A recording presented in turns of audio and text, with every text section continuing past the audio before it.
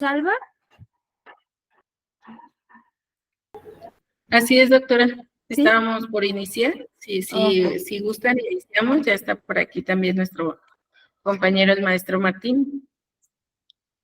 Perfecto. Entonces los escuchamos. Muchas gracias. Gracias a usted.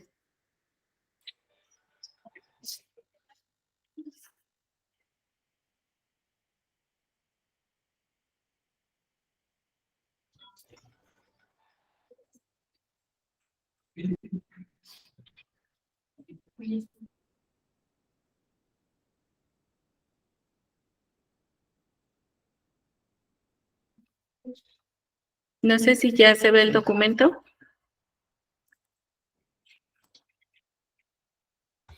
Yo todavía no lo veo. ¿Los demás ya lo ven? No, ya no lo veo. Maestro Martín. Todavía. ¿Todavía no? Ok, ya. Sí, estoy aquí. Si quieren, ¿sí? Ok. Si quieren, empiezo igual con la introducción. Mientras se carga, por acá me dice que se está compartiendo. Listo, maestra. Bueno, ahí vamos. Ya compartiendo. Ahorita les doy a Valores Campos y su servidora Rosalba Diogo. A nosotros nos tocó hacer ejercicio de una entrevista a los empleadores y en este caso, bueno, que somos de equipos diferentes, lo hicimos referente a la carrera de Ciencias Políticas y Administración Pública, entendiendo primeramente como introducción que antes de hacer este interrogatorio, se seleccionaron los posibles candidatos en cuanto a las empresas o instituciones en las cuales van más dirigidas por el perfil de los egresados de esta carrera. Es decir, abarca dos términos, una cuestión política y una cuestión de administración. Entonces va un poquito más dirigido. Esto no quita, o sea, no eliminamos ninguna posibilidad de empresas, pero sí sabemos que entre más vaya inclinado al perfil del egresado, los posibles empleadores tienen un poco más de posibilidad que sean tomados en cuenta. Entonces, esa sería, y bueno, un proceso de entrevista cuando ya estamos, creo que no ahí vaya. Iniciamos primeramente, bueno, con los protocolos de saludo y también con los protocolos de romper el hielo con nuestro entrevistado. Sabemos que son empresas, por lo tanto, tienen que ser entrevistas, bueno, por la experiencia que hemos tenido, tienen que ser entrevistas muy precisas, muy concretas y como la doctora nos decía en la clase pasada, tiene que ser como muy directa a lo que vamos, ¿no? Precisamente porque el sector empresarial pues siempre está muy ocupado. Entonces, en este caso, hicimos breve, yo voy a dar la lectura a la primera y posteriormente continuará mi compañero Martín. Bueno, y la primera pregunta que nosotros creemos que debemos de hacerle a un empleador es si actualmente tiene personal con este grado de licenciatura. Por supuesto que ya en la introducción estaríamos refiriendo que la entrevista es referente a los egresados de la carrera de Ciencia Política y Administración Pública, así que entraríamos con esta primer pregunta que es si actualmente tiene personal con este grado de licenciatura y dependiendo de la respuesta, en el caso que sí, qué puesto ocupan y en el caso que no, si hay un motivo en particular por el cual no cuentan con personal o integrantes de esta carrera. ¿Más? Entonces, le voy a ceder el uso de la voz al profesor Martín, quien nos hará favor de compartir las otras preguntas. Adelante, maestro.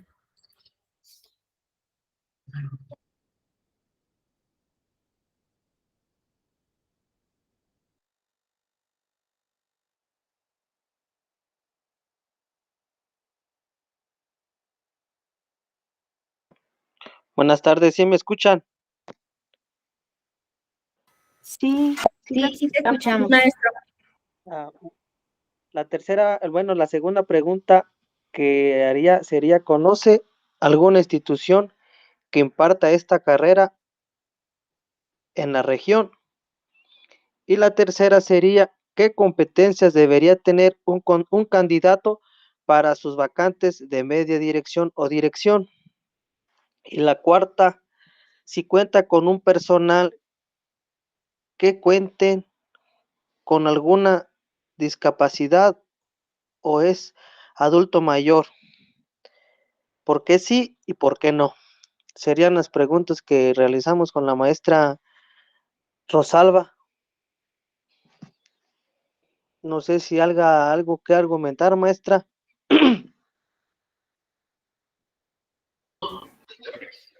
No, maestro, de mi parte no.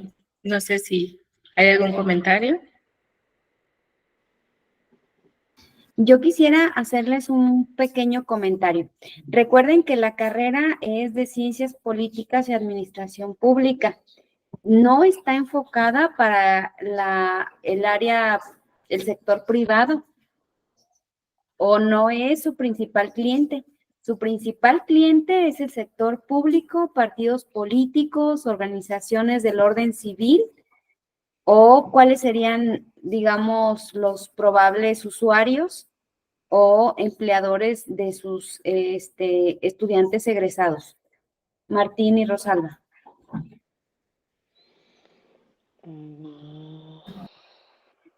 Doctora, en este caso, estas son las preguntas que consideramos, bueno, no sé si me escucha. Sí, sí te escuchas. Creo que sí me escucho. Sí, sí, me escucho. Ok, nada más que sí, la cámara no se quiso activar. No, doctora, en este caso solamente hicimos el ejercicio que va directo. Cuando nosotros hablamos de las empresas, el empleador, el enfoque del empleador no es nada más el sector privado. El enfoque empleador es toda aquella persona que genera una vacante, hablando desde un particular, una institución de gobierno, un partido político, una asociación. Bueno, por lo menos así lo visualizamos con el maestro Martín. Y en este caso, las preguntas son de manera general, entendiendo que una vez que seleccionemos ahora sí que a los empleadores donde nosotros consideremos que puede ingresar un alumno de esta carrera, pues ahí sí adaptaríamos. Quizá la mejor, no lo especificamos, pero nosotros tomamos la parte de empleador en términos generales, porque, bueno, así lo manejamos en la Secretaría del Trabajo. Un empleador es toda aquella persona que da un trabajo, pero si considera que debemos de ser más, se va a hacer en su momento, dependiendo si es un partido político, si es una institución pública, pues sí, ya lo haríamos complementado y direccionado ahora sí que al empleador en el cual se va a aplicar. No sé, maestro Martín, si gusta comentar algo más. Pues sí, más bien las preguntas fueron aquí de manera general, puesto que la tarea o el trabajo que nos dejó que era hacer unas preguntas. Y yo siento que pues si las planteamos de esta manera, pienso que si no están o no fueron muy específicos para la doctora o la maestra, bueno, pues ya ahorita las corregimos o ya que nos salgan algunas observaciones y yo creo que nos serían de mucha utilidad a nosotros. Sería todo. Muy bien. Entonces, más que nada, lo importante es que ustedes a la hora de diseñar, tanto ustedes dos como todos los demás, porque acuérdense que todos tienen que diseñar una encuesta para empleadores, siempre tengan en mente eso. Es bien importante decir, a ver, ¿quién va a contratar a mi estudiante? ¿Qué es lo que va a hacer? En este caso, les digo, su principal empleador serían instituciones del orden social y público, no tanto privadas, pero también serían las privadas, obviamente. Por ejemplo, si la Universidad Nueva Hispania tiene la carrera de Ciencias Políticas y Administración Pública, pues ellos pueden ser empleadores de sus egresados, ¿no? como docentes, como coordinadores, y tienen que tener el perfil de la carrera para poder trabajar dentro de esa carrera. Entonces, sí es importante que todos y todos quienes van a tener que hacer una entrevista para empleadores vayan considerando ese espacio. Por ejemplo, pensemos del 100% de los empleadores, qué porcentaje está en el ámbito privado, qué porcentaje está en el ámbito público, y además, de acuerdo con los sectores, por ejemplo, que tenemos en el Estado. El Estado tiene un perfil, por ejemplo, vinculado al campo, a los servicios aduanales, por ejemplo, por tener un puerto, etcétera, etcétera, que también vayan un poco considerando eso, ¿sale? Entonces, la sugerencia, tanto para ustedes que nos acaban de presentar, que además, pues sí, es un muy buen esfuerzo, es que siempre piensen en cuál es el campo de trabajo que tienen los jóvenes que egresarían de esta carrera, qué les estaría aportando el diseño de la materia que ustedes están haciendo y darle como mayor peso al sector al que vaya más destacado o dedicado. Por ejemplo, en el caso de la psicología, pues tiene campo de acción tanto en el sector público, social, privado, como de manera, digamos, individual, como consultorios. Y también tendríamos que considerar esa posibilidad para alguien que estudia la carrera de Ciencias Políticas y Administración Pública, que sea capaz de tener, por ejemplo, un despacho donde dé asesoría, capacitación, actualización, es decir, de emprender sin ser necesariamente un trabajador. ¿Sí ven? Entonces, también podríamos aplicarle esta encuesta a las personas de manera individual que no sean usuarios o empleadores. Probablemente sí, y probablemente a la hora de descubrir su obra, a la hora de presentar su trabajo final, pueden agregarle ahí. Consideramos que los empleadores pueden ser A, B y C, pero además el egresado podría desarrollar por su cuenta su trabajo en tal y tal sentido. ¿Sale? Eso es para todos, porque acuérdense que todos tienen que diseñar su entrevista para los entrevistadores. Y efectivamente tienen mucha razón cuando dicen lo primero es romper el hielo. No podemos, aunque sí las preguntas deben ser directas, no pueden llegar a preguntar de manera directa, así como de, oiga, ¿y usted a quién contrataría? Y si tuviera una persona de este perfil, ¿la contrataría o no? Sino primero hay que saludar, presentarse, hablar un poco del proyecto, esta situación de generar la empatía y la confianza para poder hablar. Rosalba, adelante. Sí, doctora, nada más para cerrar, al final, bueno, precisamos, aunque al inicio de la charla se les comenta el objetivo de la entrevista, ya al final cerramos en base a generar esta parte de privacidad de la información, que solo será para fines educativos, y sobre todo que precisamente la propuesta de nosotros, del equipo de política, es generar un amplio conocimiento básico que integre lo que ellos llevan durante la carrera y amplíe más que nada estos campos en los que ellos se pueden desempeñar una vez que terminan. Por ahí incluso, nos lo comentaba la doctora Mari, podrían incluso hasta ser investigadores. Y bueno, pues esa es la intención, más que nada, sí ampliar su ámbito laboral. ¿Sería cuánto? Muchas gracias. Muy bien, muchas gracias. Unas sugerencias finales sobre la realización de entrevistas o encuestas, además de efectivamente mencionar que el uso de esta información no será pública, sino será usada con tales o cuales fines, es importante que lleven la autorización y la información de por qué están haciendo este trabajo por escrito para que las personas entrevistadas les firmen de que están enterados y ustedes lo guarden en su respaldo, donde vayan teniendo el archivo de toda la información que están conjuntando.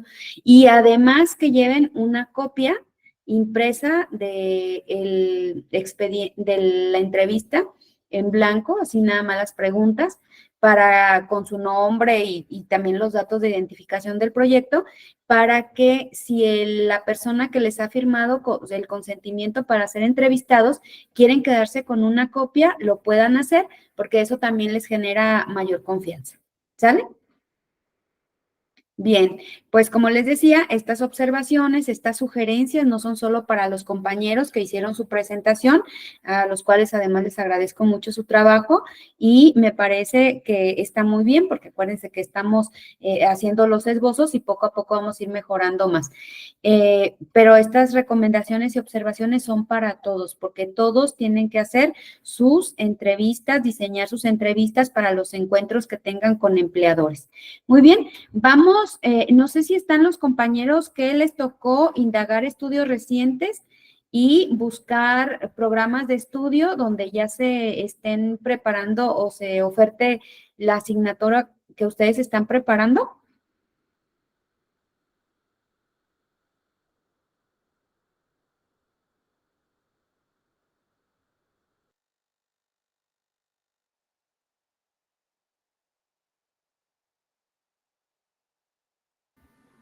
Ok, entonces, ¿eres tú y estabas con Marcela o era quién?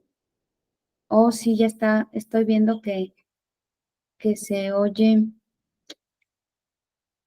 ¿No está tu compañera de equipo?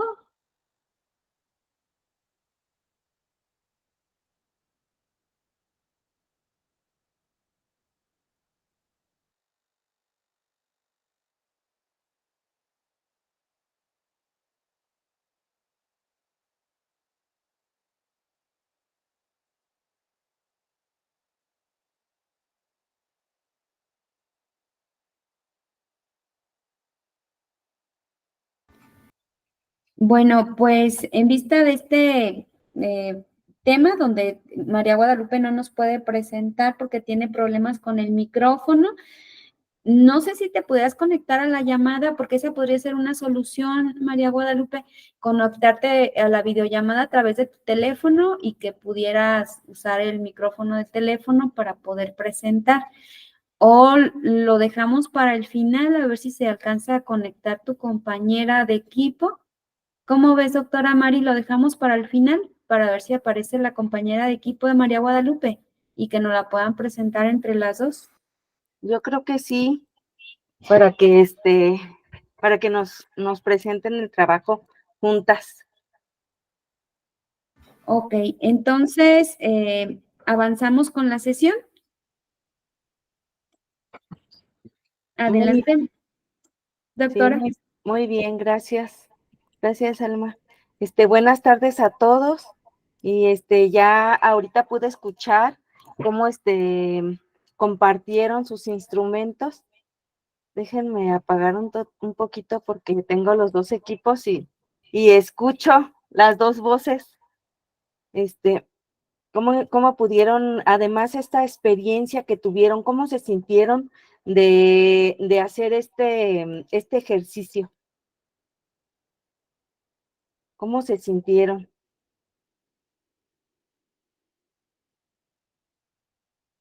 Zaida, ¿cómo se sintieron de hacer este ejercicio? Ayer estuve una parte de la clase y me salí porque estaba en el médico. Así es que el día de hoy no he visto la grabación. Ah, ok, Zaida. Esperemos que estés mejor. Pues ya Muy bien. hoy hablo. Ayer no. Bueno, muy bien, muy bien. Qué bueno que ya vayas mejor. Ariadna, ¿cómo se sintieron de hacer este ejercicio?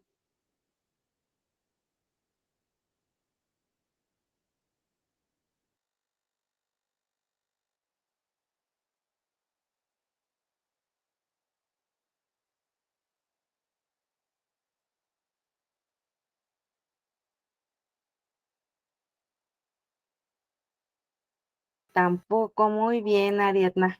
Bueno, por ahí ves entonces la grabación. Omar dice que disipó algunas dudas y sirvió para irnos guiando. Oh, pero ya vi el trabajo de equipo. Muy bien, Ariadna. ¿Quién más? Joshua no está por ahí. ¿Cómo se sintieron de hacer este ejercicio ayer? Martín, Este,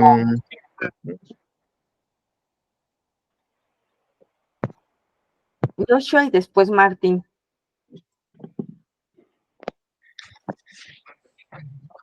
Pues bien, doctora, creo que con la compañera que me tocó pudimos trabajar bien y pues muy rápido lo que alcanzamos pues a redactar en su momento, pero bien.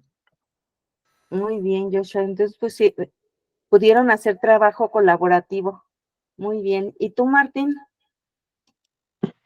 pues de igual manera, no conocía a la maestra Rosalba, pero pues ya con este tipo de trabajos, pues yo creo que hacen de que nosotros mismos primero rompamos el hielo entre nosotros como compañeros para poder hacer el trabajo que se nos estaba pidiendo y pues sí fue de gran ayuda estar compartiendo trabajo con la maestra Rosalba y pues sí me dejó una buena experiencia y un buen aprendizaje. Es todo. Muy bien. Me da mucho gusto que ya se empiezan a romper el hielo, como dijo la maestra Rosalba, y también barreras, ¿verdad? Bueno, vamos a iniciar. Fíjense que ayer estábamos platicando precisamente de estas herramientas y de de estos instrumentos para la recopilación de los datos, para hacer estos estudios de factibilidad y pertinencia.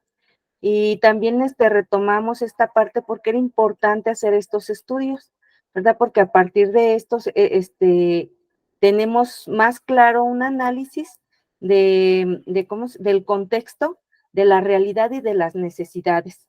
Y entonces hoy vamos a ver este análisis de datos, para qué nos va, para qué nos va a servir, cómo lo podemos utilizar en la realización de nuestro diseño curricular.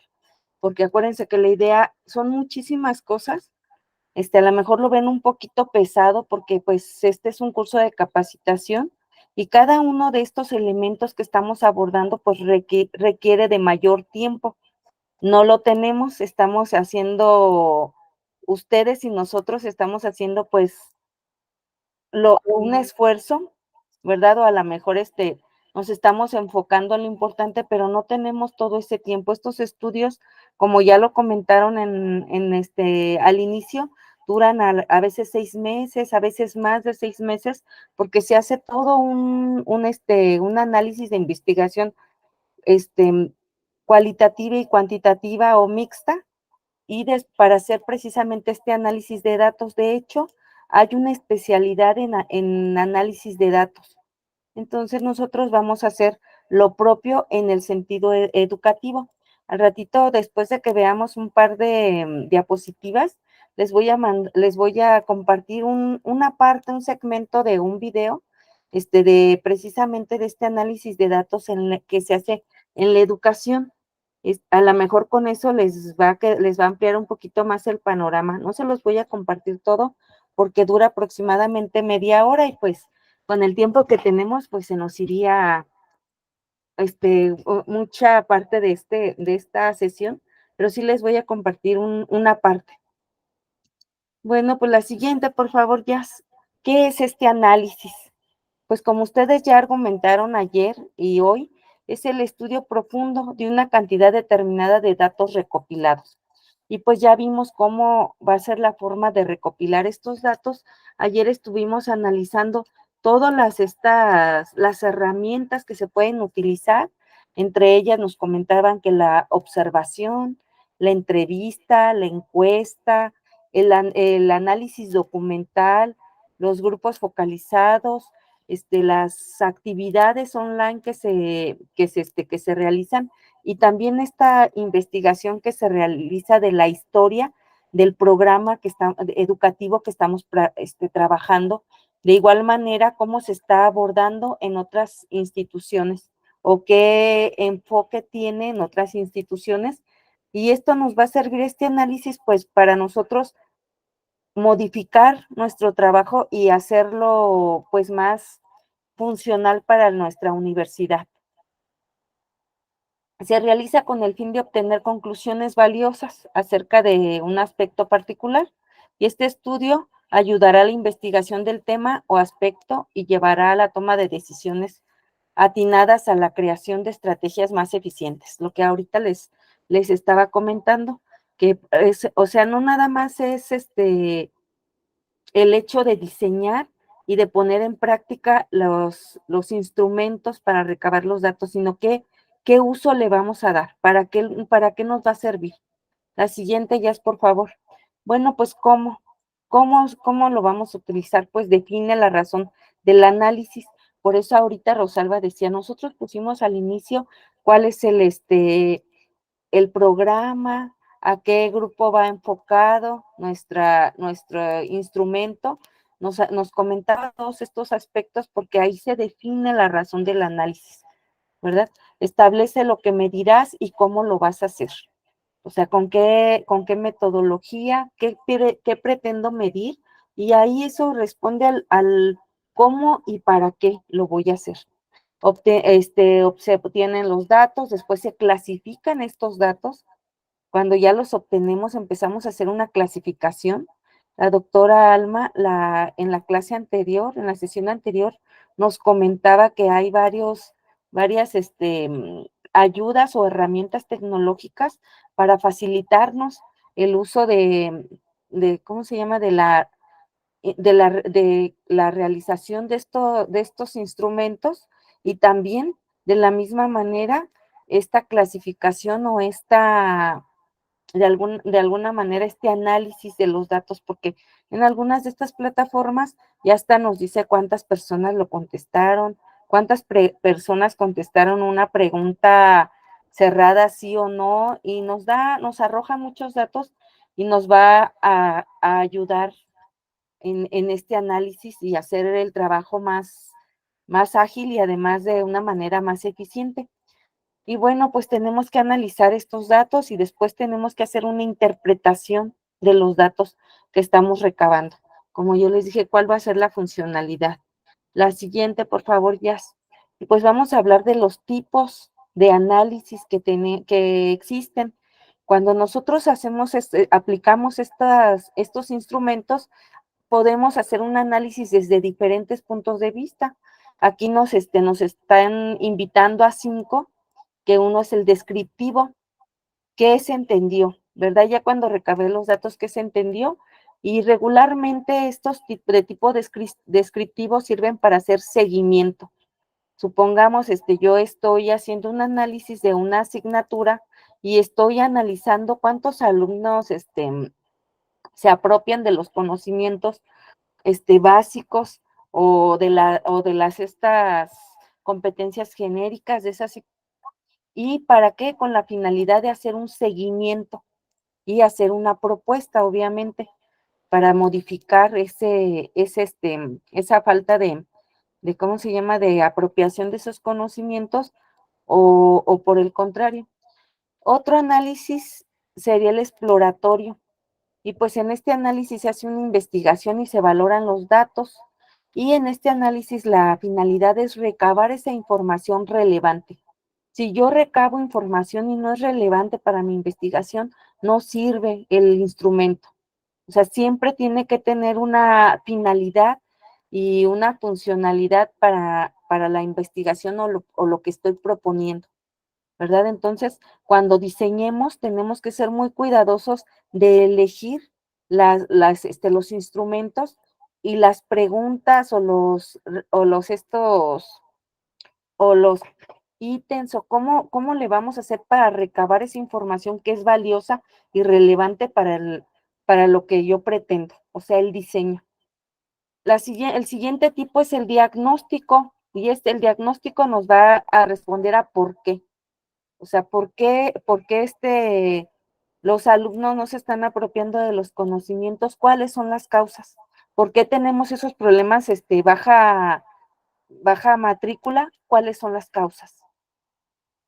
Otro de los tipos de análisis es el predictivo, y ahí la pregunta básica es, ¿qué es probable que suceda? Fíjense que ayer cuando me hice esa pregunta tan difícil, Omar, me fui reflexionando, porque cuando dicen que cuando tú trabajas con alumnos, no solamente el que enseña aprende y el que aprende enseña. Y entonces ayer me fui con esa idea y me puse a investigar un poquito y dije, pues sí, ¿qué pasará con esas preguntas que no se contestan de manera objetiva? ¿Cómo podemos, de alguna manera contabilizarlas o cuantificarlas?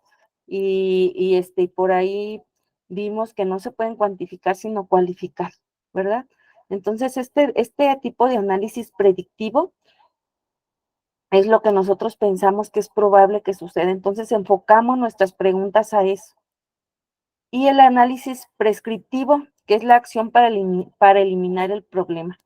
Pero estos dos últimos, acuérdense que, bueno, todos tienen un margen de error, pero más el prescriptivo, porque a veces las acciones para eliminar el problema no están claras, porque si no tenemos claro el problema, cuál es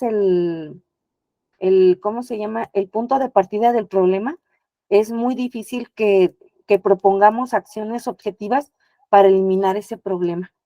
Entonces, por eso nos marcaba en estos análisis que el número 5 tiene más margen de error. La siguiente, Jazz, por favor.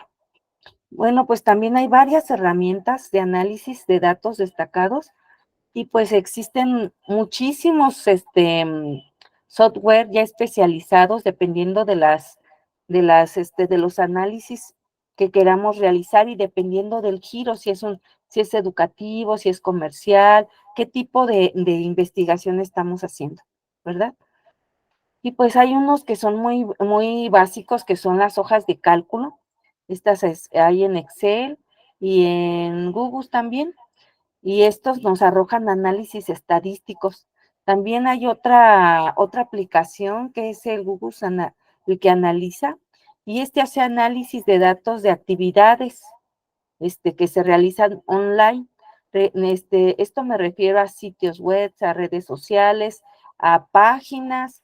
Hay personas que tienen que abren su página y ahí puedes detectar cuál es qué datos y cuál es la frecuencia con la que comparten información, qué tipo de información comparten o la interacción. Y pues como yo les decía, algunos software como el BI y el VISO, que nos ayudan precisamente a analizar estos datos de manera cualitativa también, y digo, transformándolo a un aspecto cuantitativo. Y hay muchísimos, pude observar que hay muchísimos software ya especializados y enfocados a algo, y como yo les decía, estos se requiere de todo un trabajo. Platicábamos con la doctora Alma y me decía, es que con esto pudiéramos tardar todas las sesiones analizando cada una de estas herramientas y cada una de las formas de realizar análisis. No tenemos el tiempo aquí suficiente, por eso solamente los estamos mencionando y pues vamos a trabajar con las herramientas que nos den los resultados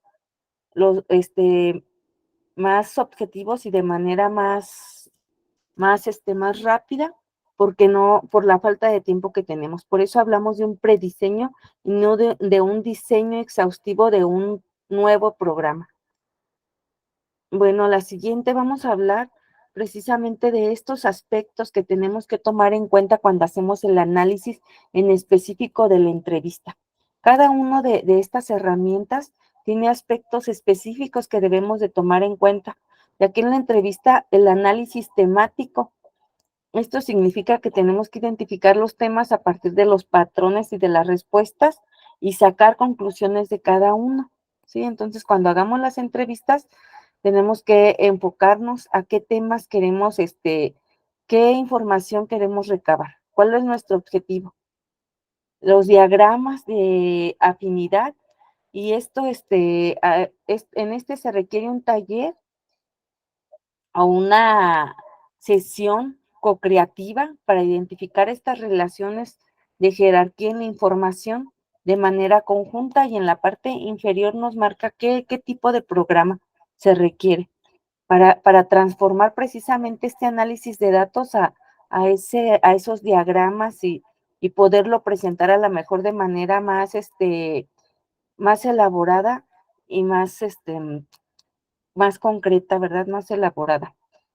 Y el análisis narrativo, lo utilizamos muchísimo en educación y también en varios aspectos, pero sobre todo en educación, y se realiza a través de la construcción de historias, del usuario que giran en torno a las necesidades y posibles obstáculos. También fíjense que hay una metodología para la redacción precisamente de este análisis, para poderlo hacer y que sea más claro, que lo podamos presentar más claro y que seamos más objetivos. También otro de los aspectos importantes es la deducción, y esta se refiere a la variación de hipótesis preestablecidas previamente en la investigación. Y en esta nos dice que hay un riesgo mayor de sesgo. Si yo tengo una hipótesis preestablecida, voy a enfocar a lo mejor mis instrumentos de recopilación de datos para ver si esa hipótesis es válida, o sea, la puedo comprobar o no. Y la siguiente nos habla de los aspectos que se requieren. La siguiente, por favor, Yas. Nos habla de los aspectos que debemos tomar en cuenta en las encuestas. Uno de los primeros es la selección de la muestra. Como ayer les comentaba, con qué programa, con qué grupo voy a trabajar. Si voy a trabajar con una sección o si voy a trabajar con un grupo, con un programa específico, ¿verdad? Como ahorita decían de ciencias políticas, y si además de todo ese ámbito de ciencias políticas, me voy a enfocar a una de las secciones de la universidad en donde yo trabajo. Después definir el margen de error aceptable. Como nos decía ayer la doctora y varios compañeros, creo que también Martín y Joshua nos comentaban, o sea, definir ese marco de error, porque no todos los instrumentos pues van a ser completamente, o sea, van a estar al 100 completamente, sino que todos tienen un pequeño, algunos más grande, margen de error. Establecer el nivel de confianza de la muestra, o sea, revisarla en varias ocasiones para que esta muestra tenga, y además aplicarla y revisar los resultados para establecer ese nivel de confianza. Si siempre los resultados no salen similares, es que nuestro instrumento es confiable. Se calcula el número de cuestionarios que debes aplicar. Como ya les comentaba, una muestra, hay que calcularlos y después verificar cuántas encuestas se aplicaron y si estas encuestas fueron virtuales o fueron también algunas de manera escrita, ¿verdad? La siguiente, analiza si los resultados son confiables y si son representativos de esa muestra. La siguiente, por favor. Bueno, pues aquí es donde les voy a pasar un pequeño videíto. Ya compártenos a partir del minuto número 16, porque como les dije, está un poquito, pues es corto, pero para la sesión, por el tiempo de la sesión, es largo. Entonces ya nos va a partir del minuto 16. Gracias, Jazz, perdón que te haya interrumpido. No, está bien, doctora.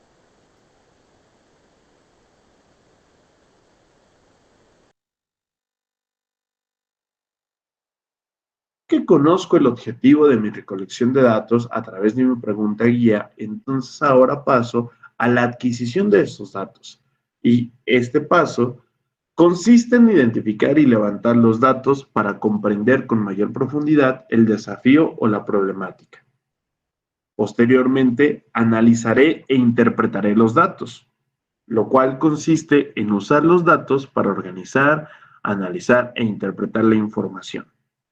En esta fase hablamos de proporcionar sentido a la información, realizar conexiones entre las ideas, comparar los datos y extraer conclusiones.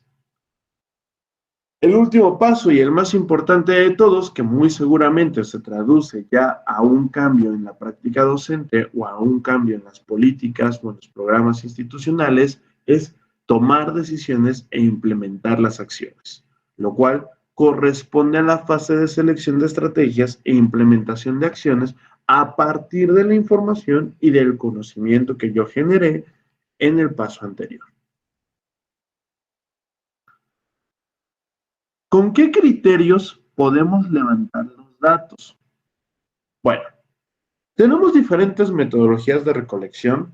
De hecho, también tenemos diferentes técnicas de muestreo que posteriormente hablaremos en otro video, pero una forma de abordar los datos consiste en definir las preguntas del proceso, según el conjunto de criterios que nos van a permitir observar los datos en un periodo de tiempo, considerando el nivel de análisis específico y también considerando nuestra pregunta guía. Tenemos 4 criterios a considerar en la recolección de datos. El primero es la temporalidad.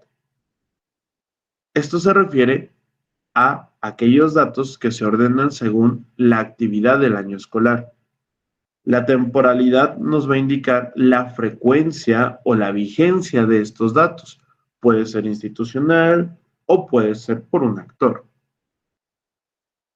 El segundo criterio sería selección en acuerdo y se refiere a los grupos de información y actores de los que obtendré los datos, es decir, la validez de nuestra fuente de información. El tercero es el nivel de análisis. Los datos pueden servir para decisiones operativas, estratégicas o de soporte. Pueden ser a nivel macro o a nivel micro. En este caso, podemos utilizar los datos para un análisis para mejorar los procesos y actividades que se llevan en el aula o incluso para procesos estratégicos o procesos institucionales. Hay ciertos datos que favorecen la trayectoria institucional y hay datos que favorecen el actuar en el aula. Y finalmente, tenemos que considerar a qué actor hacen referencia estos datos. Si son centrados en el estudiante, si son centrados en la institución, en los asistentes de la educación, profesores, profesoras, padres de familia, comunidad escolar, etc. Y aquí vamos a promover mejoras colaborativas, colectivas y de trayectoria.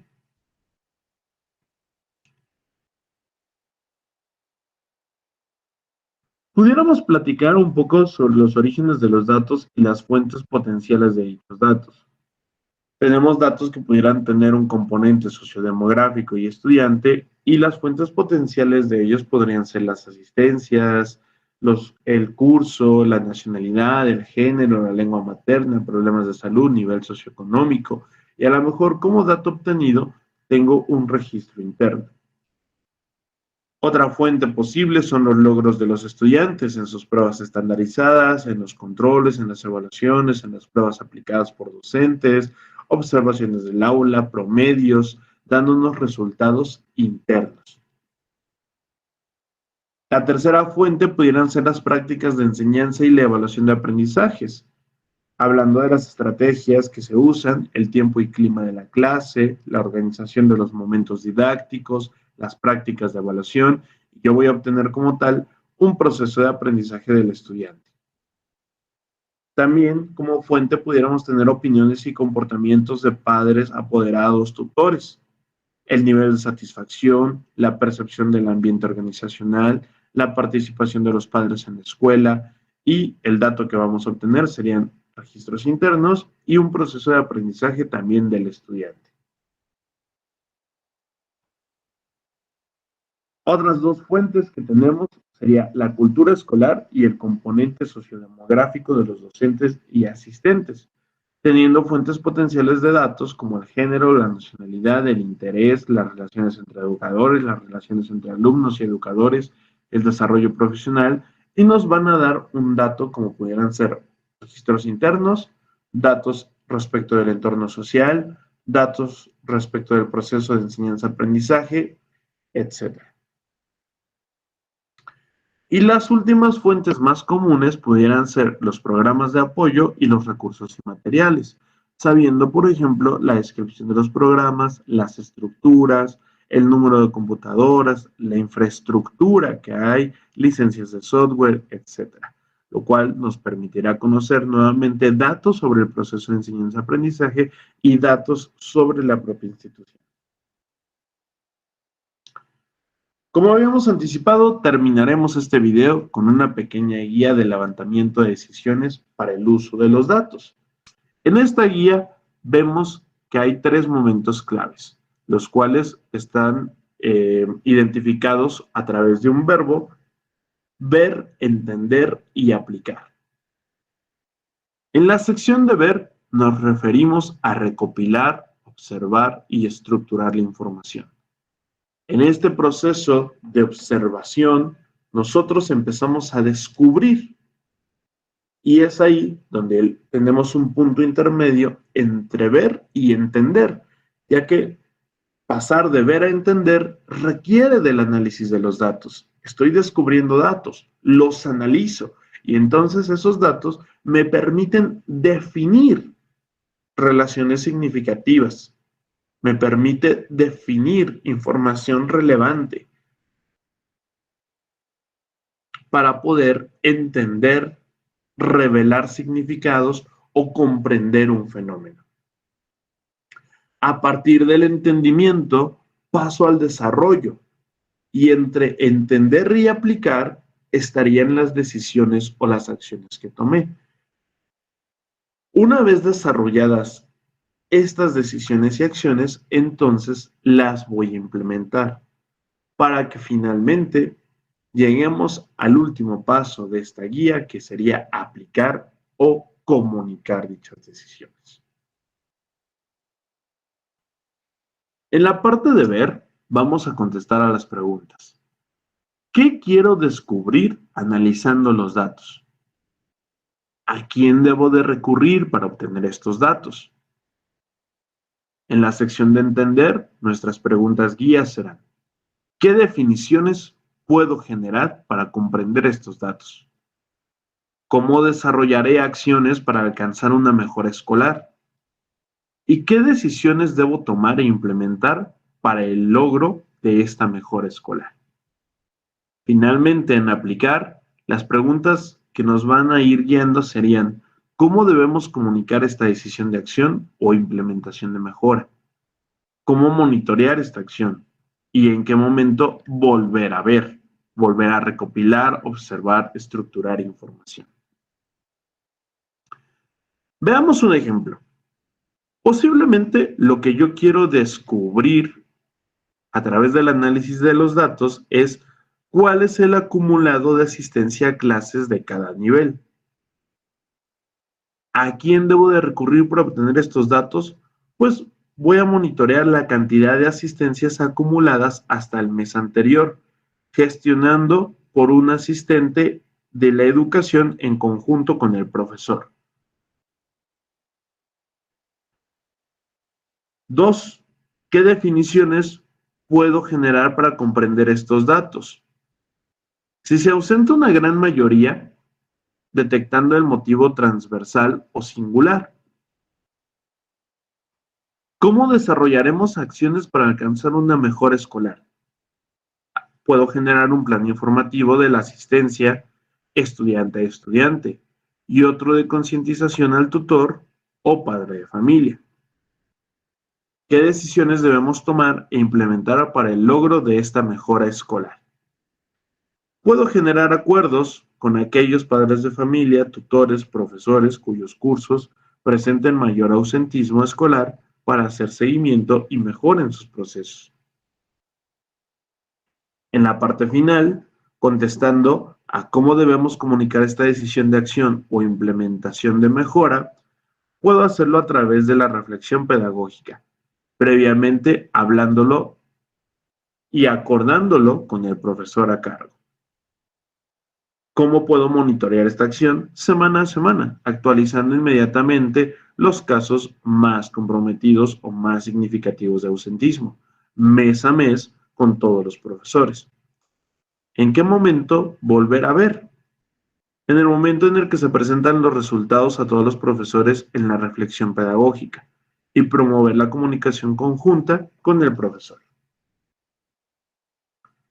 De esta manera, tenemos un esquema que nos permite pasar únicamente de la observación hasta la aplicación, pasando de únicamente obtener datos hasta la toma de decisiones para convertirlos en aprendizajes institucionales.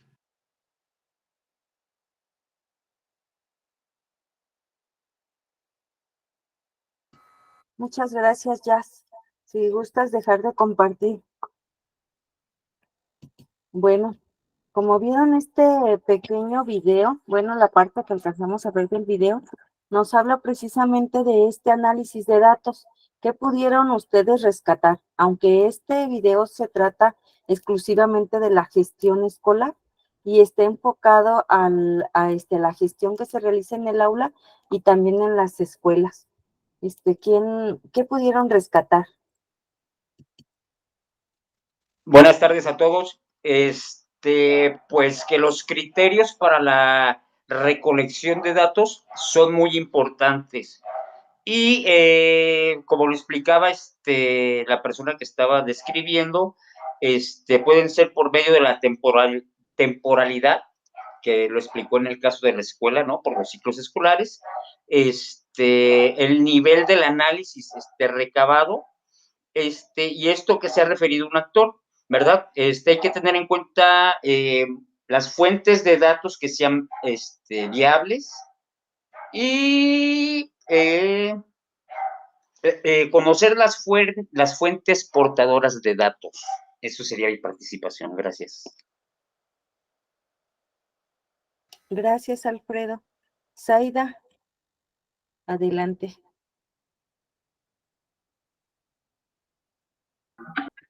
Pues es importante llevar el proceso, es importante tener muy claro que se tiene que ver cómo lo vamos a ir analizando cada esa parte de los datos, cómo lo vamos a ir entendiendo, para que así pues nos ayude a poder generar estas decisiones de darle un buen cauce a estos datos que se están recabando, para que pues nos podamos tomar una decisión clara sobre la acción que estamos investigando. Y esta acción nos puede dar pauta a poder implementar métodos, técnicas, herramientas para que podamos estos datos usarlos para nuestra investigación, pero también para el bien común. Puedo hacerle un enfoque, por ejemplo, para una investigación, una tesis o cosas así.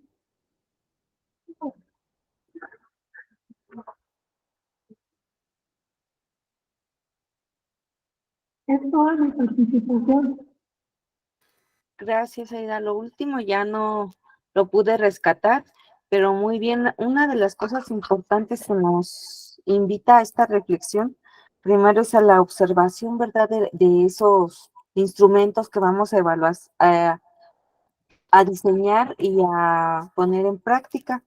Después al análisis, definir la información relevante, porque bien decía esta persona que realizó este video que si no esos instrumentos no tienen información relevante para nuestra investigación, no nos son útiles. Por eso tenemos que ser muy cuidadosos cuando los realicemos. Era una de las cosas que nos invitaba hace rato la doctora Alma. Y sobre todo porque esto nos van a, esos datos, ese análisis de datos nos va a servir para la toma de decisiones. ¿Cómo vamos, para dónde vamos a hacer nuestro diseño? ¿Qué enfoque le vamos a dar? ¿Qué necesidades pretendemos cubrir? ¿O qué queremos innovar? ¿Qué queremos proponer? ¿Verdad? Bueno, ¿alguien que tenga otra participación o continuamos con el tema siguiente?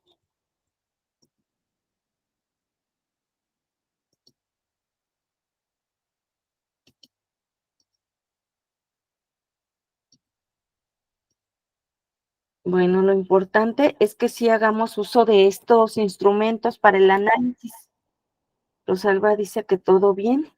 Gracias, Rosalba. Lo importante es que si hagamos uso de estos instrumentos que hace ratito les comenté, como son estos software, y algunos otros, estas herramientas para el análisis de los instrumentos, porque nos van a ayudar muchísimo y además va a ir en la parte de anexos de nuestro proyecto. Van a ir los instrumentos que nosotros diseñamos y que aplicamos, y también el análisis de esos instrumentos.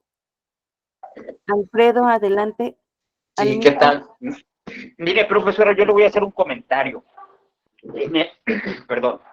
En el tiempo que hubo de pandemia, lamentablemente, pues a mí me tocó cursar algunos semestres en el cual se nos invitaba a realizar estudio de campo, vaya, ¿no? A pesar de la situación. En su momento, el doctor, ay, se me fue su nombre, el doctor Bernardo Sosa nos había mandado una circular en la cual, pues, era ahora sí que opcional, ¿verdad? Obviamente entendíamos la situación que estábamos pasando, no sabíamos cómo manejar la pandemia en ese entonces, empezó lo de los dispositivos, las clases en línea, etc., ¿verdad? Entonces, ya ahorita que regresamos a la normalidad, algunos parámetros siguen siendo iguales. Yo recuerdo que Google empezó a utilizar el famoso formulario, ¿verdad?, para hacer encuestas.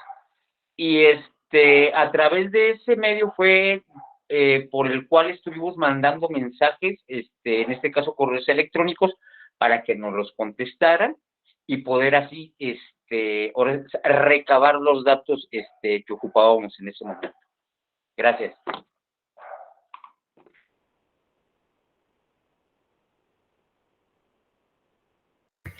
Muy bien, ¿alguien más que tenga alguna aportación respecto a los contenidos que nos presentaba este pequeño video?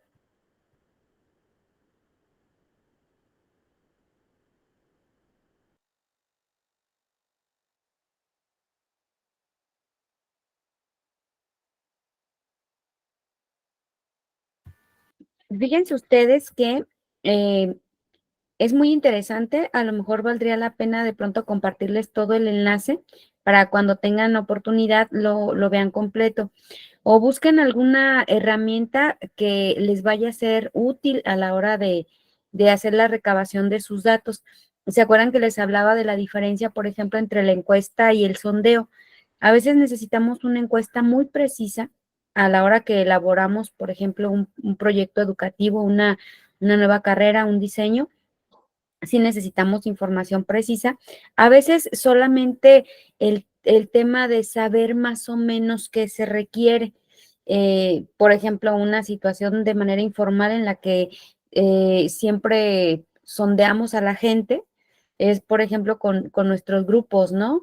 ¿Y qué opinan de si hacemos esta actividad? Y no vamos a precisar a veces numéricamente o estadísticamente sus opiniones, pero sí vamos a darnos una idea de lo que quieren, de lo que necesitan, de lo que pueden hacer. Y recuerdan el ejercicio que hicimos la semana pasada, la clase pasada, que les decía yo, ¿quién tenía computadora con audio y video perfecto? ¿Quién tenía esto? ¿Quién tenía el otro? ¿Quién sabía usar esto? Porque son sondeos, no es necesario tener una precisión absoluta, pero sí nos da una idea, por ejemplo, de lo que necesitamos. Entonces, por eso es el valor de sus documentos. Bien, le cedemos la palabra a la doctora María, entonces, adelante. Muchas gracias. Gracias, Alma. Bueno, pues vamos a continuar con el siguiente tema. Fíjense que un aspecto muy importante después del uso y el diseño de estos instrumentos, y hayamos recabado la información También es, para este diseño es importante establecer el perfil de egreso. Entonces, ¿alguien me dice qué es el perfil de egreso? A ver, ¿qué entienden o qué conocen por perfil de egreso?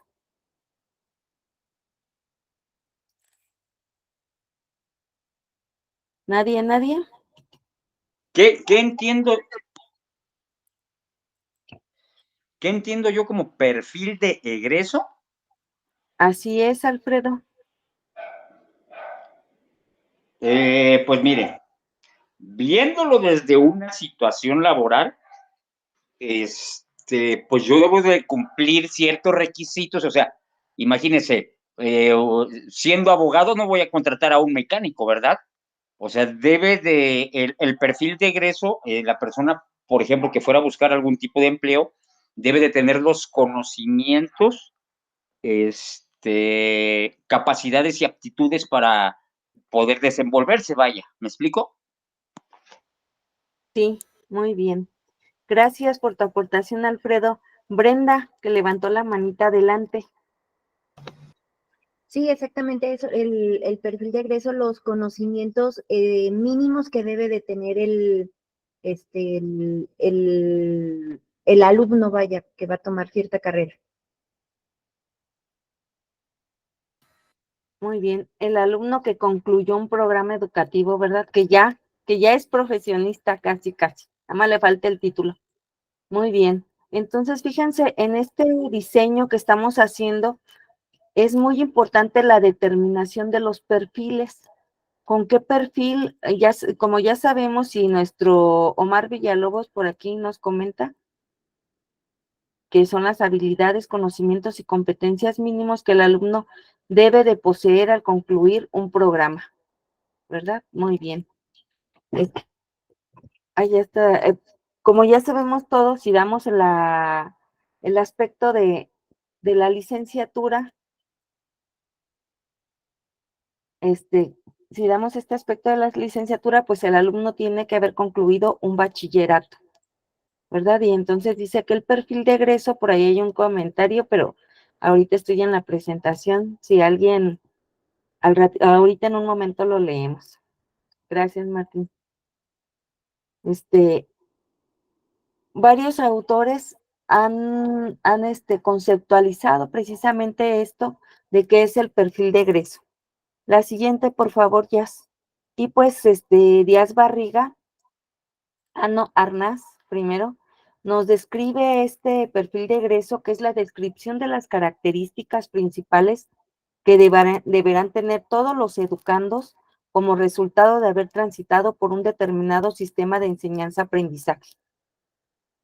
Hay otro autor, Mercado, la siguiente, por favor, Jazz, nos dice que es la descripción del profesional de la manera más objetiva a partir de sus características.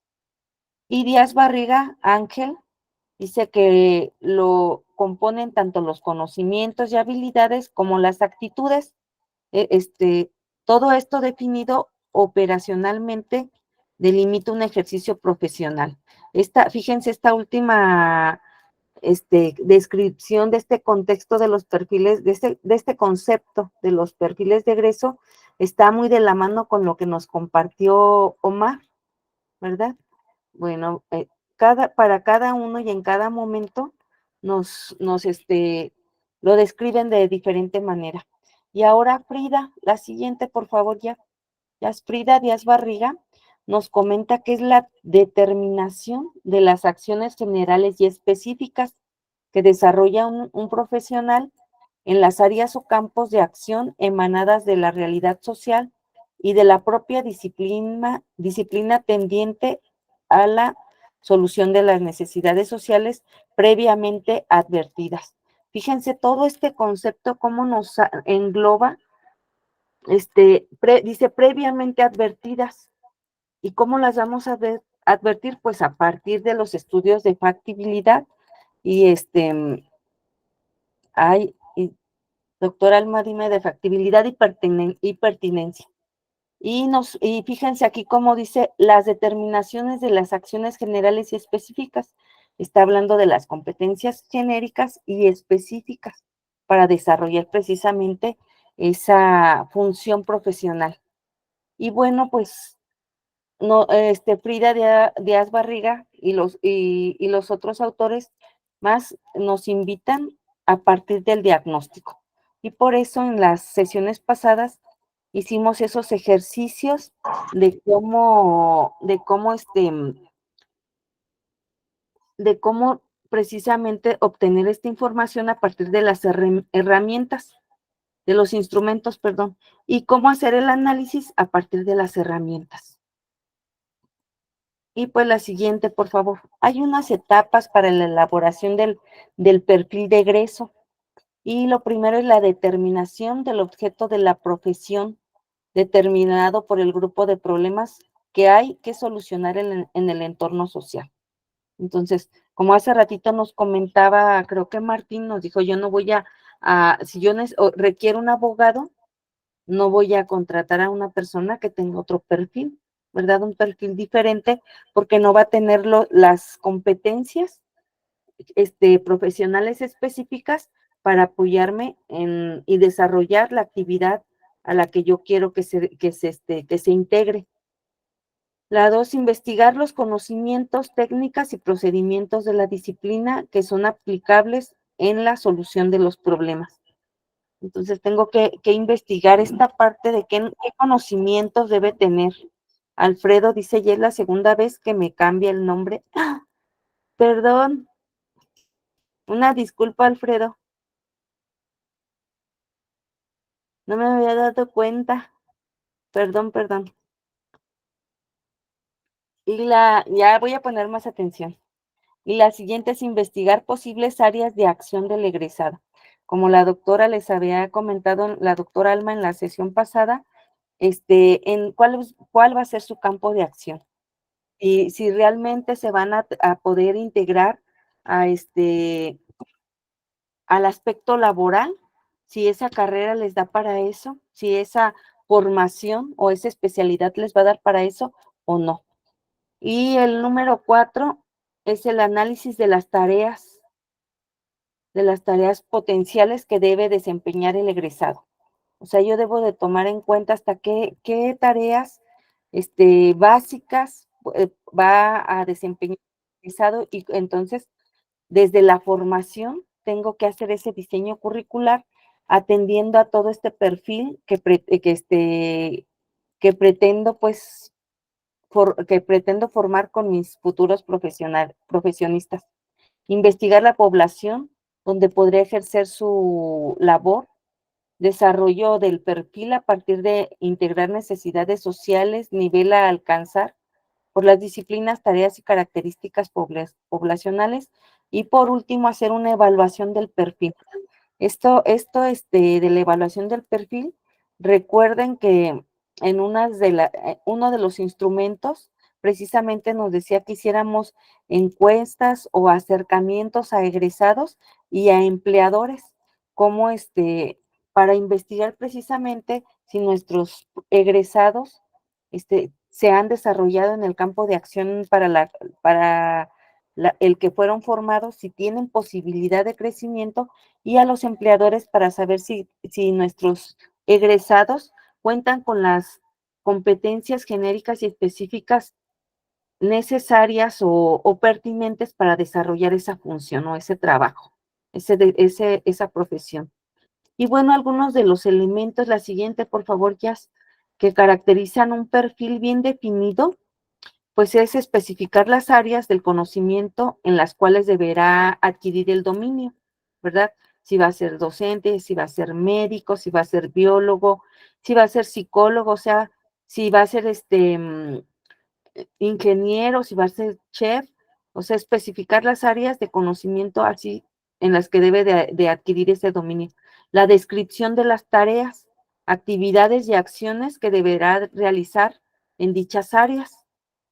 Después, esto es enfocado precisamente al perfil, que nos va a ayudar muchísimo para hacer el diseño curricular. Si nosotros tenemos bien claro el perfil del egresado, no nos va a costar tanto trabajo precisamente hacer ese enfoque de este diseño curricular.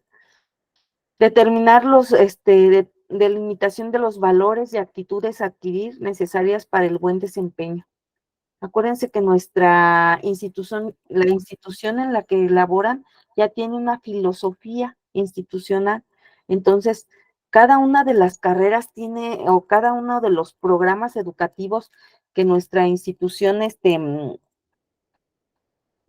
ofrece, tiene parte de esta filosofía. Entonces, ahí tenemos que delimitar los valores y las actitudes. El otro, los análisis de la población que recibirá las esferas de esta labor. Y después, o sea, ¿a quién va a ir enfocado? Cómo se va a integrar, cómo va a colaborar, cómo va a ser parte activa de esta comunidad en la que corresponde o en donde va a laborar, cómo va a contribuir a la transformación de esta comunidad desde su profesionalismo o profesionalización. Y por último, la especificación de las habilidades que debe desarrollar desde el punto de vista teórico y práctico que permitirá su desempeño. Porque he encontrado, fíjense que muchas personas que tienen un conocimiento pragmático y les falta esta parte de lo teórico para complementar, hacer su complementación profesional. Otros de los aspectos, gracias, ya, como nunca le aviso, cuando pase la siguiente diapositiva, ya me adivino. Muchas gracias, Jazz. La otra, todo perfil debe garantizar la educación permanente y la formación recurrente y principios básicos que la complementan. O sea, cuando yo educo a un futuro profesionista, lo tengo que educar también con bases para que pueda seguir formándose, ya sea en autocapacitación o en otro programa. O sea, no termino esa parte y la cierro por completo, sino tengo que formarlo con esas competencias genéricas y específicas para que él pueda seguir desarrollándose. Como decían en el sexenio pasado, aprender, aprendizaje, y ahora dicen aprendizaje, ahora en la nueva escuela mexicana dicen aprendizaje para toda la vida, o sea, aprender a seguir continuando con su trayecto formativo. Y pues uno de estos aspectos es la polivalencia de estos programas, la eficiencia, la estrategia, la actualización y la estabilidad. O sea, un profesionista tiene que salir con garantizar, pues, que haya una educación permanente y que siga fomentando estos ámbitos, esta eficiencia laboral, esta actualización, como yo les decía, ya sea a través de la autocapacitación o de la formación, que tenga esos conocimientos básicos, bases para poder seguir aprendiendo y especializándose. Si ya hay otro ámbito, si ya hay otra variante de esta carrera o de esta profesión, él tenga esos elementos para continuar. Y pues obviamente tenga esta estabilidad. Me he encontrado con personas que desempeñan una función para la que no fueron formadas y como no tienen esa formación básica, les cuesta muchísimo trabajo. Que a lo mejor porque esas carreras tienen poco ámbito de acción, en realidad en su carrera. Una vez me encontré unas personas que estudiaron pedagogía o psicología educativa, trabajando dentro como docentes.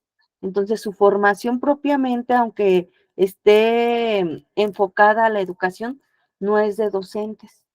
Entonces, me encontré con esas dificultades a las que enfrentan por no tener esa preparación básica y tener un lenguaje diferente al de un docente.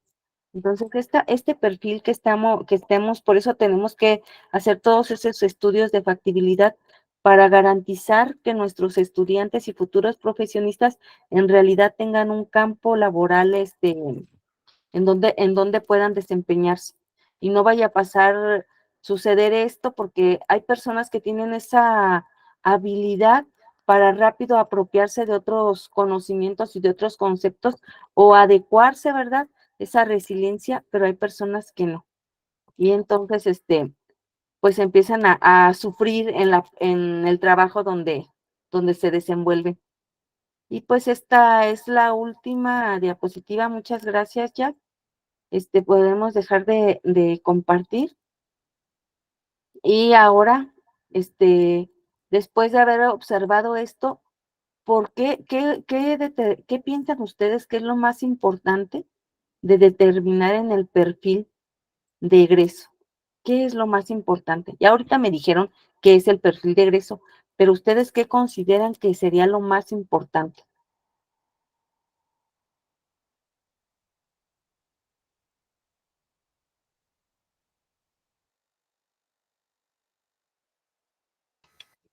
A ver, piensa un poquito, ¿qué sería lo más importante para ti, Joshua?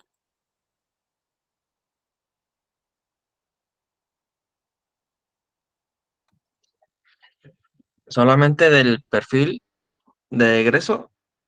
Ahorita del perfil de egreso. Las Eh, habilidades desarrolladas en la carrera durante su estudio.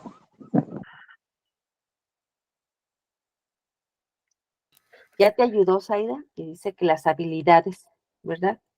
Lupita también gracias, Aida. Lupita levantó la mano, a ver, Lupita. Sí, gracias. Ya me escuchan, ¿verdad? Sí, Bueno, del perfil del egresado, bueno, todo es importante, pero considero yo que algo que sí debe de ser muy valioso son los valores y sobre todo, como usted lo comentó en una diapositiva, ¿no? Las actitudes que tienen los alumnos o que van a adquirir los alumnos una vez que egresen y que empiecen ahora sí que a buscar trabajo o que ya quieran empezar a desempeñar una profesión, porque cuando un alumno no tiene ese interés o realmente no tiene una actitud positiva de crecimiento, de emprendimiento, de desarrollo, pues es en vano que nosotros como docentes nos dediquemos, nos esforcemos por transmitir los pocos o muchos conocimientos que queramos compartirles. Si ellos no tienen esa actitud y esa disponibilidad de crecer, pues así sea el mejor alumno, va a quedar mal, la institución va a quedar mal por el hecho de que ellos son los que no quieren trabajar, ¿no? Y a lo mejor a la hora de hacer una encuesta con algún egresado o con algún un empleador, si la actitud del egresado no fue positiva, pues podemos tener resultados negativos. También yo pienso que también hay que considerar de los dos lados, tanto resultados positivos como negativos. ¿Qué haríamos también en caso de que nosotros tuviéramos una respuesta no favorable con un egresado o con una carrera? sí, muchas gracias, Lupita. Sí, muy bien. Joshua, adelante. ¿Y qué pasaría con aquellos estudiantes, aquellos alumnos que durante el transcurso de sus estudios, desafortunadamente a veces se cruzan con profesores que pues no o no asisten o no son docentes capacitados o aptos para estar frente a grupo y debido a eso no se, no se adquieren los conocimientos que se deberían adquirir y a la forma, bueno, y a la par, cuando ya se egresa, no se estaría cumpliendo como tal lo que se planeaba en un principio en el perfil de egreso. ¿Qué pasaría con esos alumnos o en este caso, quienes deberían estar al pendiente de que realmente el perfil de egreso se adecue a la realidad que están viviendo los alumnos? Porque luego a veces los alumnos, con tal de no generar problemas por este tipo de docentes, no dicen nada, se aguantan, pero al final los perjudicados son ellos porque pues no están aprendiendo lo que deberían. Lupita levantó la mano, Joshua. A ver, adelante, Lupita. bueno, retomando un poquito lo que dice Joshua, yo creo que pues sabemos docentes de todo, ¿no? Pero hay una evaluación de docente, ¿no? Donde el alumno expresa si le gustó o no le gustó, o qué aspectos tenemos que mejorar nosotros como docentes, ¿no? Yo creo que ahí la institución pues considera esas evaluaciones de los alumnos hacia los docentes para encaminar o darnos este tipo de capacitaciones como las que estamos viviendo o pues buscar otro perfil de docente, ¿no? Yo creo que por ahí sería como algo de lo que comenta Joshua, no sé. Muchas gracias, Lupita. Joshua, de regreso. Sí. em, ¿Y qué pasa cuando ese docente que no es competente para su trabajo y sí recibe muchas quejas de parte del alumnado, este docente forma parte de la dirección o de algún sindicato y por ende no le pueden hacer más nada porque prácticamente por esa situación la voz del alumno, la queja del alumno, pues pasa inadvertida? Ya nos están metiendo en otro problema, Joshua, ¿eh? Esos aspectos de los docentes, del perfil de docente, creo que sí está a cargo de la universidad y del filtro y de la universidad o del programa educativo en donde en donde labora y y creo que tiene que, pues que tiene que hacer todo este proceso de las entrevistas, de los, el área el área encargada de, ¿cómo se llama? De la contratación, tiene que hacer todos estos aspectos. De hecho, hay instituciones donde hay hasta estudios psicométricos para ver si esa persona, puede trabajar con esa población, porque cada población tiene un nivel de desarrollo diferente. No es lo mismo trabajar con niños de inicial, de básica, con jóvenes que ya están en ese proceso de la adolescencia, con preadolescentes, con adolescentes y con los que están ya incursionando en la juventud. Entonces, cada uno de estos aspectos, cada una de estas etapas son diferentes y hay escuelas donde tienen estos filtros y obviamente que sí hay forma de sacar a los docentes, aquí no te la vamos a decir porque luego no, no es cierto, sí hay forma de sacar a los docentes, les hacen un seguimiento y evaluación y hay formas de removerlos a otras áreas, aunque permanezcan en la institución, a áreas más administrativas. Adelante, Joshua. Así ya nada más para terminar mi participación, ojalá se cumpliera lo que nos comenta doctora, de que realmente cumplieran todos los filtros y todo el proceso para que realmente se tuvieran frente a grupo a los docentes que son competentes, pero desafortunadamente tampoco hay que engañarnos, hay muchos docentes que están en sus puestos y realmente pues, no tienen para nada el perfil que se les pide y simplemente llegan ahí por pues la palanca de alguien o algún tipo de ayuda que reciben, pero pues ahora sí que el perjudicado al final de cuentas es el alumno. Lo acabo de mencionar yo. Gracias. Adelante, Omar.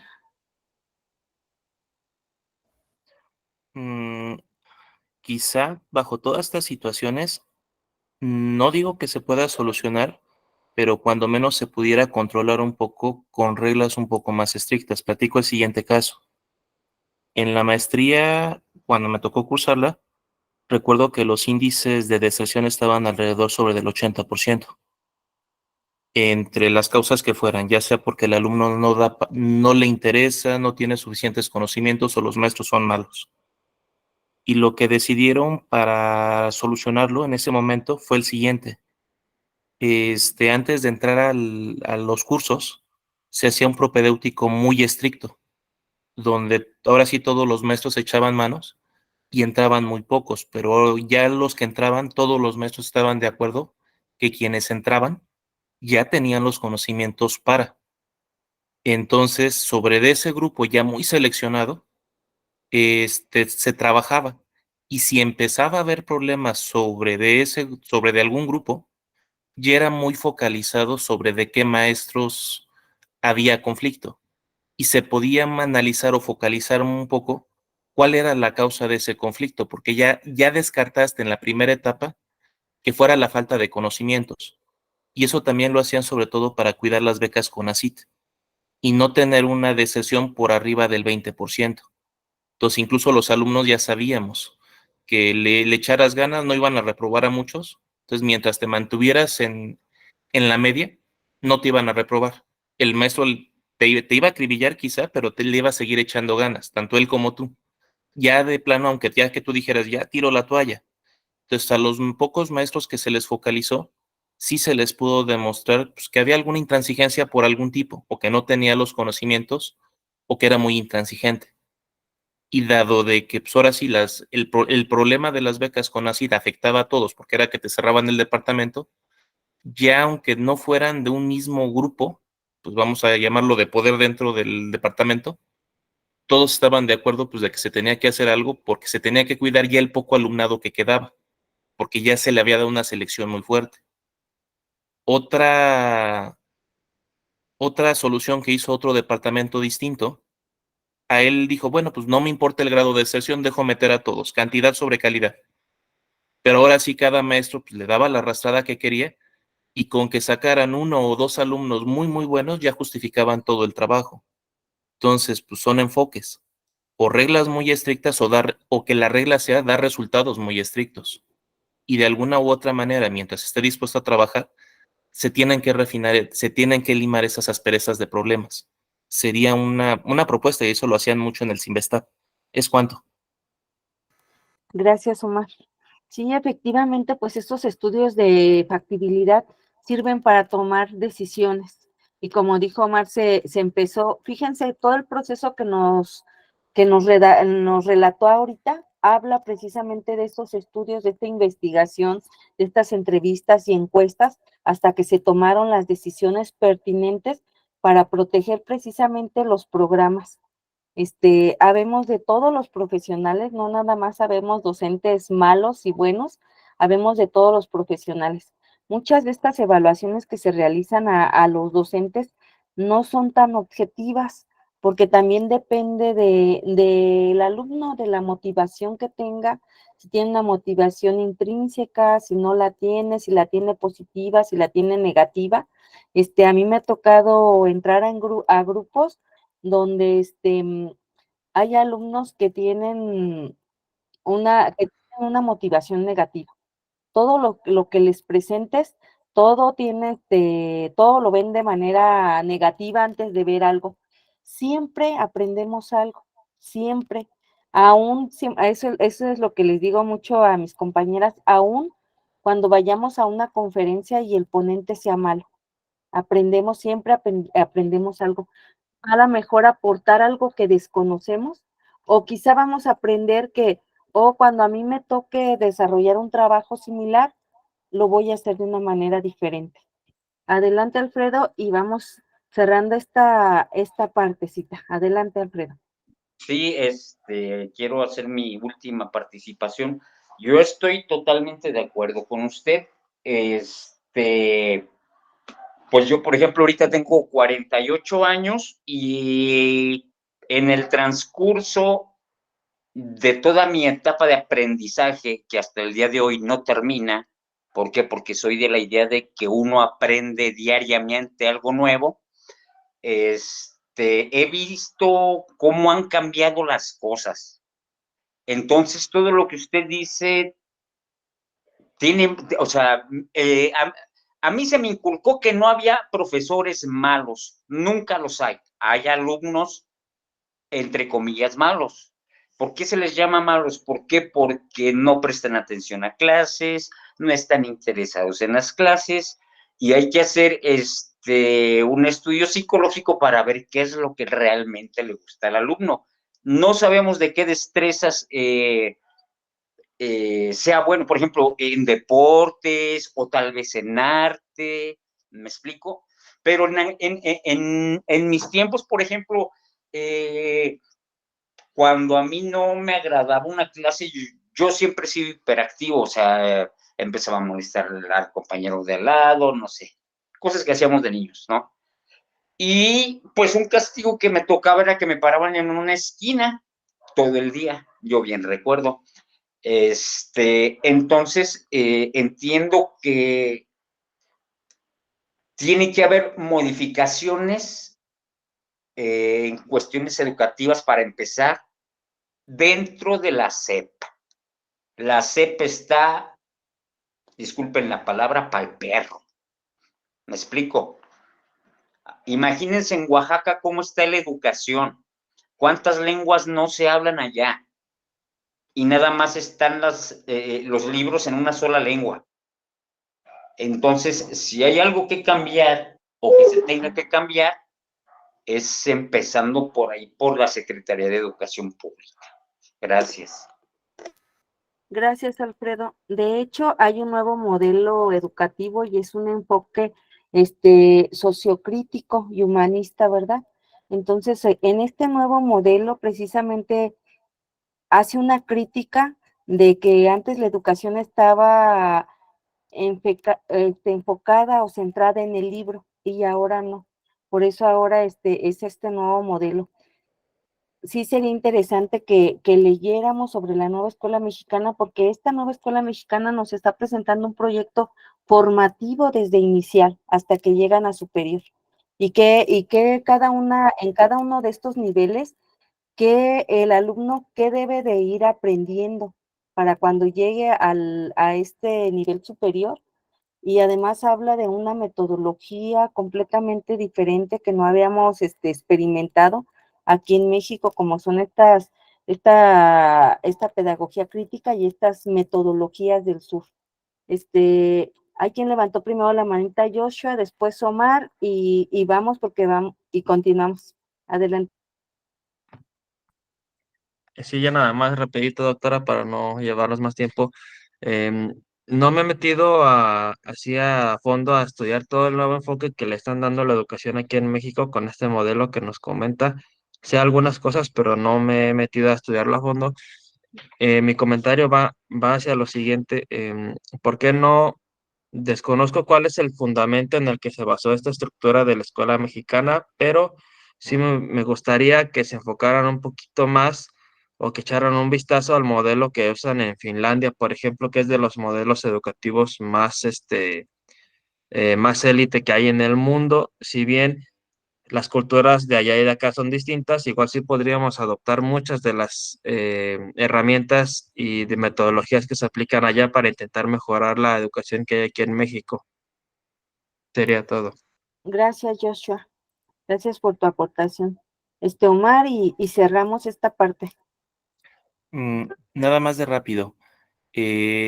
Ahorita que comentaba de la nueva escuela mexicana que estaba estructurada, pues, más bien apenas está en pañales. También doy clase en media superior y no hay como tal empezamos el ciclo la mayoría de las escuelas sin programa de entrada. El temario como tal, los programas de la nueva escuela mexicana que nos tocaron a nosotros, no tienen temario. Y de hecho traen me da la impresión, al menos en el área técnica, que ni siquiera lo formaron personas del área. Traen contradicciones al grado de que primero ves transferencia de calor y ya después que terminas de ver todo lo que es todos los procesos de transferencia de calor, apenas les enseñas lo que es temperatura. Vienen contradicciones de ese estilo. En matemáticas, primero los enseñas las materias de matemáticas de último semestre, que son ya las aplicaciones, y ya después de que les enseñas todas las aplicaciones, después vienen las bases. Y más que está enfocado, no trae qué conocimientos debe de traer el alumno. Trae más bien cómo debes enseñárselo. Aunque no te dice qué, pero tú le dices que le tienes que enseñar con mucha humanidad y vienen con el lenguaje muy ambiguo y no trae un temario claro de qué es lo que tiene que aprender. Nos comentaba nuestro director que incluso dentro de las capacitaciones que se les dan a ellos, la persona de secretaría prácticamente tampoco conocía lo que era la nueva escuela mexicana. Entonces, da la impresión de que todavía no estaba lista, pero ya se está implementando. Entonces, ni siquiera los capacitadores saben, no tienen la capacidad de contestarnos a nosotros las dudas. Y así arrancó este semestre. El otro comentario, nada más de rápido, que comentaba el compañero de Finlandia. Desconozco a grosso modo, pero los comentarios que he escuchado son los siguientes. Tiene razón. Parece que tienen resultados con las evaluaciones que hacen muy, muy agradables, muy visibles, pero estamos hablando de que para un grupo de 10 personas ocupas 3 maestros. Entonces, dado los recursos que se invierten a un grupo en cualquier nivel, yo creo que en México no sería factible. Y además traen otro problema, que cuidan tanto a sus alumnos, incluso psicológicamente, que es el país que tiene el nivel de suicidios más altos.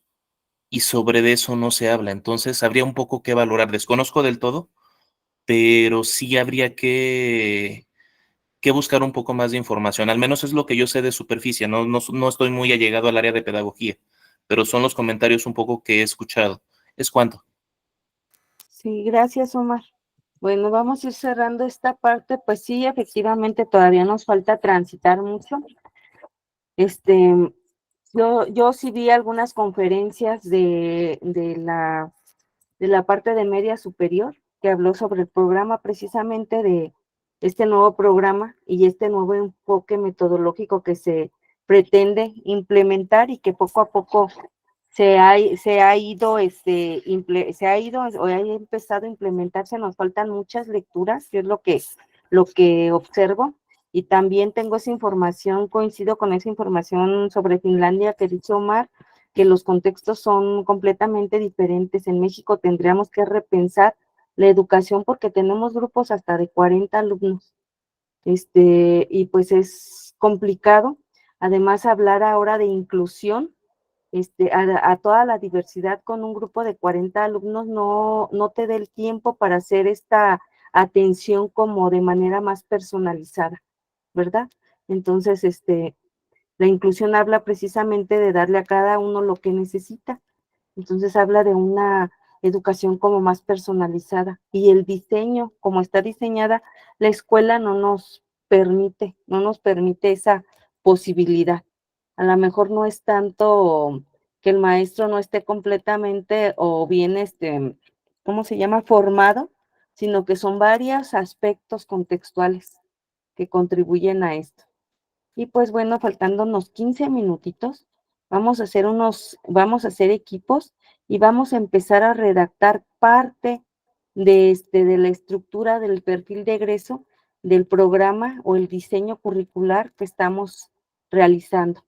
Entonces, no sé cuántos equipos estén presentes, si están los dos equipos o tres, dos de la WIM y uno del NOVA, si están presentes.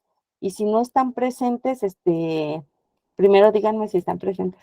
Y si no, pues para hacer otra organización. Del Nova solo estamos Joshua y yo, me parece. Ya son un equipo. Y Omar dice que también están. Entonces vamos a hacer nuestros equipos, nos vamos a reunir solamente 10 minutos porque ya no tenemos más tiempo y vamos a tratar de hacer un ejercicio de qué aspectos serían importantes para el perfil de egreso. O bueno, voy a hacer otra cosa porque creo que 10 minutos no nos va a alcanzar, ¿verdad, doctora Alma? Creo que lo Sí, podemos... creo que no, perdona, doctora Mari. Sí, los 10 minutos no creo que nos alcancen. Fíjense que en la plataforma del Classroom les pusimos una pregunta.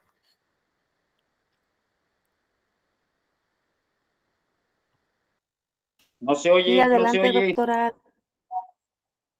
Es que ya le apagó su micrófono. Adelante. Ay, perdón, fue por accidente que lo apagué. Sí, les comentaba que si no alcanza el tiempo, yo creo que es más factible que lo trabajen después de la sesión. En el Classroom tienen ustedes una preguntita clave que queremos que nos respondan. A partir de lo que ya nos explicó la doctora Mari, hay una pregunta que es, ¿cómo abonaría al perfil de egreso mi propuesta de diseño? porque acuérdense que decíamos que cada trabajo que se vaya haciendo tiene que estar enfocado a un objetivo muy específico. En este caso, ¿cómo ustedes piensan? Y eso es importante que tengan a la mano la malla curricular de la carrera donde ustedes están proponiendo el diseño de la materia para que vean cuál es el perfil de egreso. Entonces, a lo mejor, no sé cómo ves, doctora Mari, que más bien ahorita quienes no lo tengan, busquen el programa académico de la carrera donde están proponiendo y a partir de lo que lean ahí del perfil, que piensen cómo es que abonaría su propuesta a mejorar ese perfil. Sí, así es. Y entonces, eso lo dejaríamos de tarea y la próxima semana iniciaríamos con esto precisamente de los aspectos o algunos elementos importantes del perfil. Y nos despediríamos ahorita si no hay ningún pendiente, ninguna pregunta, o dice una compañera o sospecha. Yo rápidamente, Adelante. yo a mí me gusta platicar mucho. Fíjese, cuando yo... Él no, permítame tantito, levantó la mano, nos va a decir la palabra clave y ahorita te damos la palabra, Alfredo, porfa. Gracias, doctora. La palabra clave del día de hoy es filosofía. Gracias, Jazz. Adelante, Alfredo. Sí, muchas gracias. Mire, yo cuando recién entré a la licenciatura,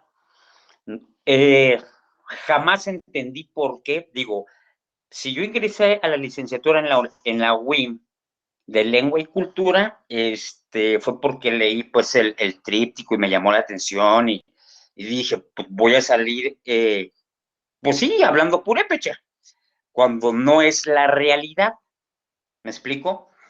Entonces, a mí la universidad sí me exige hablar inglés, o sea, aprender inglés, pero no me exige tanto el purépecha.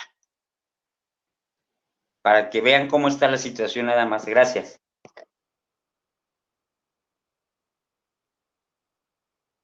Ok, muchas gracias, Alfredo. Zaida. Tengo una duda, pero no relacionada a lo que dijo el compañero Alfredo. La actividad de ahorita es que están subiendo a la plataforma, va a ser una pregunta que vamos a contestar en lo individual y a partir ya de la próxima clase vamos a trabajar en el equipo. Así es. Les estaba pegando aquí en el mensajero que la actividad consiste en hay que buscar el programa académico de la carrera en la que se va a insertar mi propuesta de diseño. Una vez que tengan el programa académico, por favor, vayan al perfil de egreso, revisen qué es lo que se espera del profesionista egresado de la carrera donde ustedes van a insertar su diseño. Y número 3, una vez que lo revisan, decidan o piensen cómo es que va a abonar esto, este diseño que ustedes proponen a ese perfil de egreso. Si va a abonar en alguno de las características de egreso ya establecidas o si le va a abonar alguna nueva característica o si va a mejorar o a especificar alguno de los elementos del perfil de egreso. ¿Qué van a poner en la página, en la plataforma? Solamente esto último, lo que ustedes piensan de manera individual que va a abonar al perfil de egreso. Y después es que ya lo van a trabajar en equipo en la siguiente sesión, como les dijo la doctora Mari. Ya en la siguiente sesión se retomará el tema del perfil de egreso, pero sí sería importante que independientemente de cualquier cosa, como equipos vayan trabajando en este periodo en el que no tenemos sesiones para que puedan ir avanzando con su proyecto, porque si no luego se van a atrasar. Entonces, las preguntas, las actividades que les ponemos en la plataforma del Classroom van abonando a que ustedes vayan preparando ese material que necesitan para nutrir su propuesta. Y en este caso, en particular, al perfil de egreso. No sé si con eso te queda claro, Zaida. Sí, que esta ocasión vamos a contestar esa pregunta en individual, de acuerdo al mapa curricular, y posteriormente el martes va a ser ya trabajar en equipo, conjuntando todo. Quiero entender, así fue su respuesta. Exactamente así es.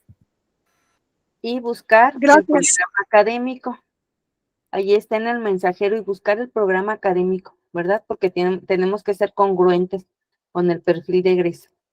Bueno, si no hay otra duda, otra pregunta, pues nos vemos el martes. Revisar el perfil de egreso, puso la doctora Alma. Entonces, nos vemos ¿ninguna duda más? Un comentario, había visto por ahí que creo que están subiendo las clases en algún canal de YouTube. Por aquí nos va a contestar Jazz. Jazz. Sí, las sesiones son grabadas y se suben al Drive. No sé si la maestra María ya les mandó el link. Igual le pregunto ahorita y si no, para volverlo a mandar. Pero según yo, ya se les había mandado porque ahí están viendo las grabaciones. Sí, lo que pasa es que como te digo que a mí se me desconfiguró, pero ahorita lo checo, no te preocupes, gracias. Ok, si no, igual ahorita a ver si lo pueden volver a enviar. Gracias, Jazz. Entonces, por ahí Jazz va a resolver eso de volverles a buscar, mandar la liga del Drive para que puedan acceder a las sesiones de manera sincrónica. Y pues si no hay otra cosa, les agradezco mucho su atención y esta sesión. Muchas gracias a todos los que hicieron hoy esto posible. Gracias a cada uno de ustedes. Gracias. Muchísimas gracias. Buenas noches, bonito fin de semana. Gracias, doctoras. Buenas noches. Buenas noches. Buenas Gracias. noches, que descansen. Buenas Hasta luego. noches a todos. Buenas Bien. noches. Que descansen haciendo los trabajos. Gracias. Buenas noches. Ok. Bye. Hasta luego.